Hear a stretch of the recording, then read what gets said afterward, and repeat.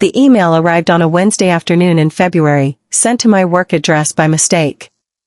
I know it was a mistake because the moment I read the first 3 lines I understood it was not intended for me, and the moment I read the rest I understood why. It was from my colleague and closest work friend of 8 years, Vanessa Holt, addressed to our department director, Marcus Webb.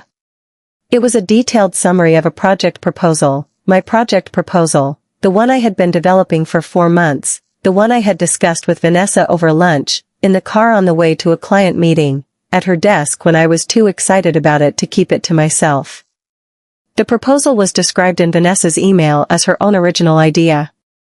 My name appeared once, near the bottom, in a sentence that described me as someone she had consulted briefly for feedback. I had written every word of what she was now presenting as her work, and she had sent this email to the man who would decide our next round of promotions, and she had sent it to me by accident because my name and Marcus's name both began with M and she had clicked the wrong contact in a hurry. Let me take you back to the beginning, because 8 years is a long time and you need to understand what I had built with this woman before you understand what it meant to watch it come apart in a single Wednesday afternoon. My name is Maya Okafor, and I joined Whitfield Communications as a junior strategist at 27, fresh out of a graduate program that had given me a great deal of theory and very little understanding of how offices actually worked. Vanessa was 2 years ahead of me in the department, mid-level, competent, and immediately kind in the way that feels like a gift when you are new somewhere and slightly terrified. She showed me where the good coffee was and which meetings you could arrive 2 minutes late to without consequence and which ones you could not. She told me which clients were difficult and why, and she told me with enough specificity that I understood she was genuinely trying to help rather than performing helpfulness for an audience. I trusted her almost immediately, which in retrospect I understand was partly naivety and partly the reasonable response of someone who needed an ally and was being offered one. We became close in the gradual way that work friendships deepen, shared lunches that started as convenient and became necessary, the particular intimacy of spending 40 hours a week in the same space and talking through the things that space produces. I learned her coffee order and her opinions about everything and the way she went quiet when she was actually worried about something, as opposed to the performed worry she deployed in meetings when she wanted to appear invested. She learned mine. We were not friends outside of work for the first 3 years, which I now understand was a boundary she maintained deliberately, though at the time I interpreted it as simply the rhythm of how our friendship had developed.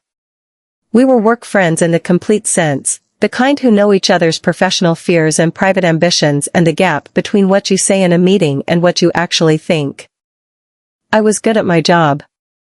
I want to say that clearly because what comes later can make it easy to see yourself only as someone things happen to, and I was not only that. I was a strong strategist, creative in ways that solved real problems rather than just sounding impressive in presentations, and I had built a reputation over those 8 years for delivering work that held up after the initial applause. I had been passed over for a senior role twice in 4 years, which my manager had explained both times with variations of the timing and there are a lot of strong candidates, explanations that I had accepted with more grace than I felt because I had been taught, in the way that certain women are taught, that patience and continued excellence would eventually be enough. I was 35 years old and I had been patient and excellent for 8 years and I was still in the same grade I had been at 32, which I was beginning to understand was information, even before the email arrived. Vanessa had been promoted once in that same period, 18 months earlier, to the senior strategist role that I had also applied for. I had congratulated her genuinely, or as genuinely as I could manage, which required more effort than I showed. She had been effusive in her thanks, told me it should have been me, told me my time was coming, told me that she would advocate for me from her new position in ways she hadn't been able to before. I had believed her, or told myself I did. I think now that I believed her because I needed to, because the alternative, that she had wanted the role I also wanted and had competed for it without telling me, was something I was not ready to absorb. In the months before the email, I had been working on the proposal with a focus that I hadn't brought to a project in years. It was a new client strategy framework, something I had been thinking about for a long time, a way of restructuring how we approached long-term account relationships that I believed would genuinely change the department's results.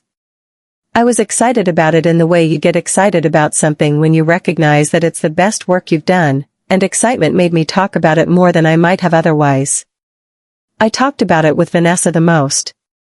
She was enthusiastic, asked smart questions, offered small suggestions that I incorporated and credited to her when I mentioned them to others. I showed her my drafts. I worked through the structural problems out loud at her desk because thinking out loud was how I worked best, and she had always been the person I thought out loud with. I trusted her with every version of it, including the half-formed ones, which are the versions that reveal the most about how something was actually built. I had planned to present the proposal to Marcus the following week. I had a meeting scheduled. I had spent the previous weekend finalizing the slide deck.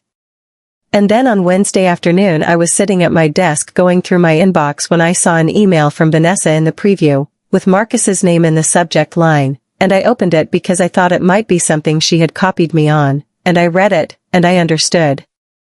I read it 3 times. I printed it, because some instinct I didn't yet have language for told me that I needed a physical copy of what I was looking at. I held the printed pages in my hands at my desk in the open plan office where I had worked for 8 years, with the sounds of the department around me, keyboards and phone calls and someone laughing at something across the room, and I was completely still for a very long time. The proposal was mine in every detail that mattered. The framework, the terminology I had developed, the 3-phase model I had spent weeks building and rebuilding, the specific client examples I had chosen because they illustrated exactly what I was trying to argue. She had rewritten the surface, different opening sentences, her name throughout, the language slightly smoothed and in places made less precise, which is what happens when someone rewrites something they didn't fully understand. But the architecture was mine. Anyone who had seen my drafts would have known immediately. Vanessa had seen my drafts. I went to the bathroom because I needed to be somewhere without glass walls and open sight lines. I stood at the sink and looked at myself in the mirror for a while, the way you do when you are trying to decide who you are going to be in the next hour. I had options. I could say nothing and let it proceed and watch her present my work to Marcus next week and receive whatever credit followed. I could confront her directly, which would be her word against mine unless I was careful. I could go to Marcus now, before she presented, and make sure he had the right version of events before the wrong one was established. Or I could do what I actually did, which was to go back to my desk, respond to Vanessa's email, the one she had sent to me by accident, with a single line, "I think this came to the wrong person, and I've printed a copy for my records." Then I forwarded the entire chain, along with 3 months of my own saved drafts with their original timestamps, to Marcus, to HR, and to my own personal email address. I was in Marcus's office within 20 minutes of sending that email. He had clearly already read it, because his expression when I sat down across from him was the particular expression of a manager who has just realized something uncomfortable has been happening under his supervision.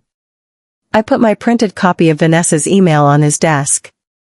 I put my draft documents beside it, organized by date, the earliest one timestamped 4 months ago and containing the core framework in recognizable form. I did not raise my voice. I had made a decision in the bathroom mirror about who I was going to be in this conversation, and that person was someone who presented facts in order and let them speak. Marcus said very little during that meeting. He asked a few clarifying questions, looked at the documents, thanked me for bringing it to him directly. He said he would need to look into it. I said I understood, and that I had already sent the chain to HR as well, which produced a brief silence followed by a nod that told me he registered that I had protected myself before coming to him. I left his office and went back to my desk and answered emails for the rest of the afternoon with the particular focused calm of someone operating on the far side of their feelings. Vanessa came to my desk at 4:30. I saw her coming and I saved my document and I looked up and waited.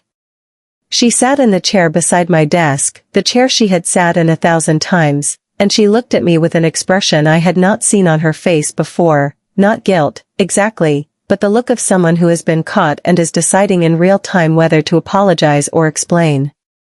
"Maya," she said. "I think we should wait until HR has finished their process," I said.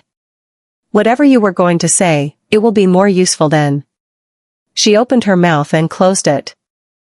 She looked at her hands. Then she said, quietly enough that no one nearby could hear, I was going to tell you. I was going to put your name on it before the presentation. Which draft were you planning to put my name on? I asked. The one where I'm briefly mentioned as having given feedback? She didn't answer that. She left a few minutes later, and I watched her walk back across the office, and I felt something that was not triumph. Triumph would have required me to feel that something had been won, and I was too aware of what had been lost to feel that. What I felt was more like the cold clarity of finally seeing something clearly that I had been slightly looking away from for a long time. The HR process took 3 weeks. I was interviewed twice. My documents were reviewed. Vanessa was interviewed. She did not deny that the framework was substantially mine, which was probably the only smart decision she made in the entire situation, because the timestamps made denial impossible. The outcome was that my promotion to senior strategist was approved, effective the following month. Vanessa received a formal written warning and was moved to a different team. I was told these outcomes separately and professionally, in the language of HR outcomes, and I accepted them in the same language. What the HR process did not address, and what no formal process can address, was the 8 years. The lunches and the car rides and the thinking out loud and the specific intimacy of a friendship built inside the shared project of a working life. I had given her the best versions of my professional thinking for 8 years, and she had been, for at least some of that time, receiving it in a way I had not understood. I did not know how long the strategy had been deliberate. I did not know whether the early years of genuine friendship had slowly become something else, or whether the calculation had always been present underneath a warmth that was never fully real. That uncertainty was the part one found hardest to set down, because it retroactively questioned every memory I had of the 8 years before the email. I stayed at Whitfield for another year after the promotion, because I had worked hard for the role and I was not going to let what had happened take it from me before I was ready to move on. The year was professionally successful and personally uncomfortable in the particular way of spaces that have been contaminated by something you can't unsee. I was good at my job in my new role. I mentored 2 junior colleagues with a deliberateness that I understood was partly a response to what had happened, the specific decision to be the kind of senior colleague who makes people more capable rather than more dependent. I left when I was ready, for a director-level role at a smaller company where I had built enough of a reputation that the offer came to me rather than the other way around. I have been at the new company for 2 years now. I am careful about what I share and with whom, not in a way that makes me closed or isolated, but in the way of someone who has learned that trust is something you build incrementally rather than extend completely and hope for the best. I have good colleagues who have proven themselves over time. I have a team I am proud of. I sleep better than I did in the last 2 years at Whitfield, when the knowledge of what had happened sat under everything like a low note that never fully resolved. Vanessa sent me a connection request on a professional networking site 18 months after I left Whitfield. I declined it without deliberating. Not with anger, the anger had mostly metabolized by then, turned into something more useful, but because there was nothing I needed from that connection and everything she might have needed from it was not mine to give. I wished her no particular harm. I also felt no obligation to maintain a link to someone who had used my trust as a resource and called it friendship. What I know now that I didn't know at 27, or 30, or even 34, is this: generosity at work is not the same as naivety. I was not wrong to share my thinking, to mentor, to invest in a friendship that existed alongside the professional relationship. Those instincts are good ones. What I have learned to do differently is not to suppress them but to pay attention alongside them, to notice when something I am giving is only flowing one direction, to trust the small signals that register before the conscious mind catches up, to take seriously the information that arrives in the gap between what someone says and what they do. I missed that gap with Vanessa for a long time. I do not think I will miss it again. I am 37 years old. I have a job I have earned twice over and a team that I lead the way I wish I had been led. I have friendships inside and outside work that I have built on the right foundation, slowly, with attention to what was being built on both sides. I have the printed copy of that email still, in a folder I rarely open, not as evidence anymore but as a reminder, not of what was done to me, but of what I did with it, in the bathroom mirror and the manager's office and the year that followed, when I decided who I was going to be on the other side of something I hadn't chosen. She sent the wrong email to the wrong person on a Wednesday afternoon. It was the most useful mistake anyone has ever made on my behalf. And what I built from it, the promotion I finally got, the company I eventually left for, the leader I have become in the years since, none of that belongs to her. It belongs to the 8 years of work I did before she decided to use them, and to the Wednesday afternoon when I printed the email and walked into the office of the right person and told the truth before someone else could tell a different version of it. That is mine. It has always been mine. And no one, not then, not now, not ever, had the ability to take it.